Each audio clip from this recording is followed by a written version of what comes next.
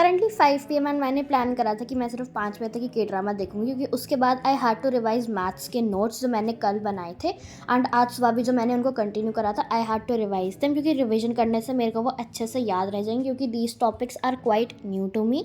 तो हाँ, I revise those notes and मेरे को रिविजन करते करते 2 घंटे हो गए थे, क्योंकि there were a lot of things to revise. मेरे को NCERT की थ्योरी भी रिवाइज करनी थी, क्योंकि उसमें कुछ चीज़ें हैं जो मेरे को इंपॉर्टेंट लगी एंड मैंने थोड़े से NCERT के भी क्वेश्चंस करे थे अटेम्प्ट, दूसरी नोटबुक में करे थे। इस नोटबुक में मैंने बस नोट्स वगैरह करे थे रिवाइज एंड बस I revise these notes by 7 PM and उसके बाद आई हैड माई डिनर। तो these are the notes that I made and I will try to provide you the PDF by today और tomorrow morning. तो हाँ, I will try my best to provide you. इसमें JEE main के questions भी हैं कुछ कुछ, तो हाँ, you can also see them. These are like PYQs भी हैं इसमें इंक्लूडेड, तो हाँ, you can also see them. And कुछ चीज़ें मैंने अपनी लैंग्वेज में लिखी हुई हैं, तो वो तुम लोग देख लेना, तुमको समझ में आ रहा है नहीं आ रहा है। तो I will try to provide them by today और tomorrow morning on my Telegram channel, so you can join it from the link in my description box.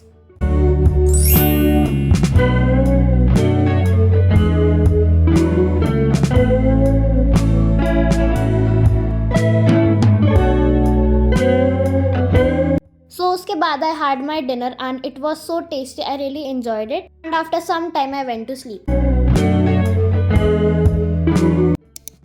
So I woke up at 5:30 today and from 5:45 I started revising chemistry के कुछ concepts that I studied yesterday, जो मैंने कल रात को complete करे थे थोड़े से एंड उससे पहले भी, तो मैंने उनको रिवाइज करा एंड उनको रिवाइज करने के बाद 1 घंटे बाद मैं सो गई थी and then I directly woke up at 8 AM something.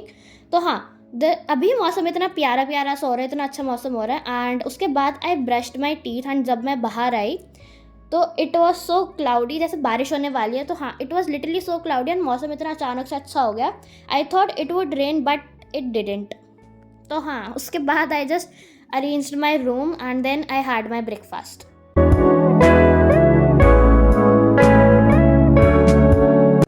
तो at almost 9:30 AM I came into my room to start studying physics।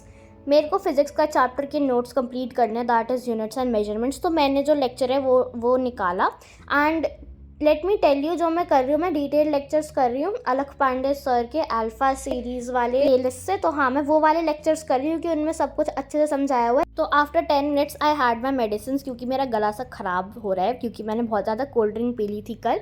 तो हाँ, अब मेरा गला ख़राब होने वाला है, तो इसीलिए I had my medicine and then I went back to study again.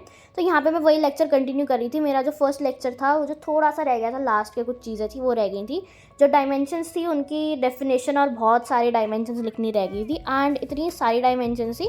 But हाँ, इनको याद करने का एक ईजी चीज़ ये है कि बस इनका फॉर्मूला या यूनिट याद रख लो, then you can easily make the dimensions yourself. But उसमें भी दिमाग लगाना पड़ता है, इतना भी कुछ ईजी नहीं है, बट फिर भी इतना भी मुश्किल नहीं है जितना मेरे को लगा था। तो हाँ, I wrote all the dimensions and मैं ऐसी नोट्स बना रही हूँ ताकि मेरे को बाद में दिक्कत ना आए। एंड यहाँ पे ऑलमोस्ट कुछ 30 कुछ डायमेंशंस लिखवाई थी, तो मैंने वो सारी लिख ली हाथ के हाथ, क्योंकि बाद में दिक्कत ना आए मेरे को रिवीजन के टाइम एंड क्वेश्चन सॉल्व करते टाइम। तो मैंने सारी ही लिख ली जितनी भी लिखवाई थी। ऑल्सो ये नोट्स भी मैं तुम लोगों को प्रोवाइड कर दूँगी, तो ज़्यादा टेंशन लेने की ज़रूरत है नहीं। तो तुम लोग भी टेलीग्राम चैनल मेरा ज्वाइन कर सकते हो, तो वहाँ पे मैं नोट्स प्रोवाइड कर दूँगी, उसका लिंक डिस्क्रिप्शन में है। तो हाँ, एनीवेज मैं यहाँ पे वो लेक्चर करी थी फिज़िक्स का एंड फिज़िक्स का ये मेरा चैप्टर ख़त्म हो जाना चाहिए कल तक, इसके क्वेश्चंस वगैरह। एंड अभी मेरे पास PYQs की बुक वगैरह है नहीं, तो मैं अभी PYQs कर नहीं रही हूँ।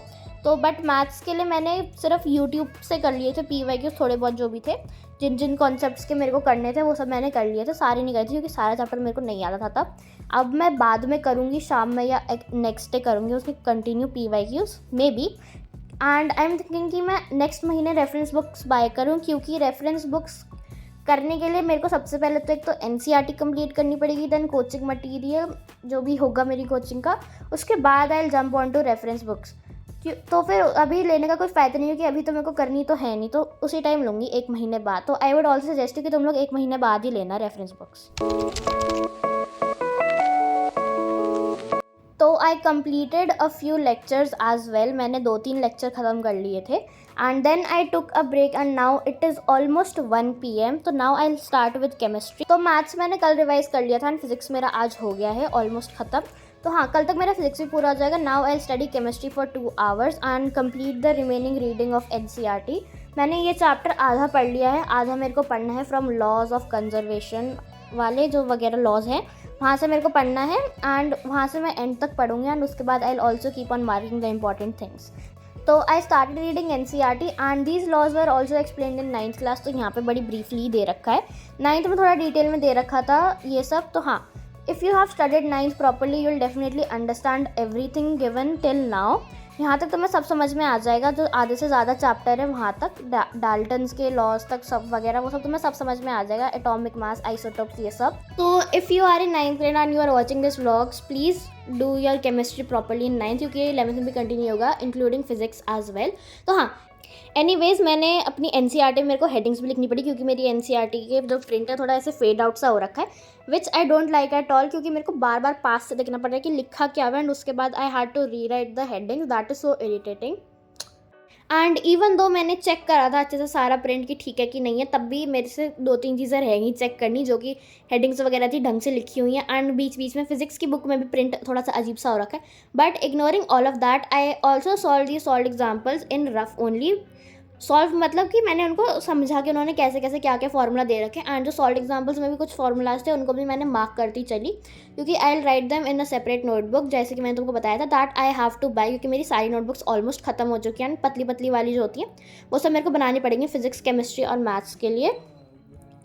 तो थोड़े से कॉन्सेप्ट्स हैं जो मेरे को समझ में नहीं आए हैं, लास्ट मोलारिटी ये सब मेरे को समझ में नहीं आया। तो हाँ, I will have to watch a lecture for these concepts, and मेरे को मोल कॉन्सेप्ट तो लेक्चर देखना ही था। मेरे को मोल कॉन्सेप्ट वगैरह अभी समझ में तो आ गया है, रिविजन हो गई है उसकी, बट जो आगे की चीज़ें हैं वो मेरे को इतनी अच्छी समझ में नहीं आए हैं। So I'll watch a lecture for that, and I'll attempt these NCERT exercises after completing those lectures and making some notes. जो pointers वाले notes होते हैं वो, that would include the definitions, the formulas and all. तो वो सब मैं include करूँगी, and उसके बाद I'll solve the NCERT exercise, and that would be it for chemistry as well.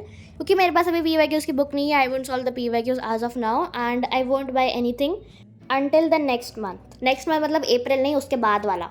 Also, I have heard कि NCERT is more than enough for chemistry, but for physical I think I'll have to buy the practice वाली book, तो वो तो ख़रीदनी पड़ेगी as you all know, and for organic वगैरह की भी जो होती है एक book होती है that I'll buy। but हाँ, for the theory part NCERT would be more than enough for organic and inorganic, तो उसके लिए you don't have to buy any extra book। So I completed reading this chapter finally.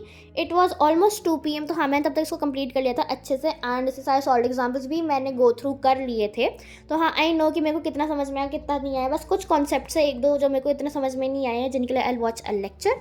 सो हाँ, that's it for this vlog. If you liked it, don't forget to like this video and subscribe to my channel for more study related content. Bye, take care.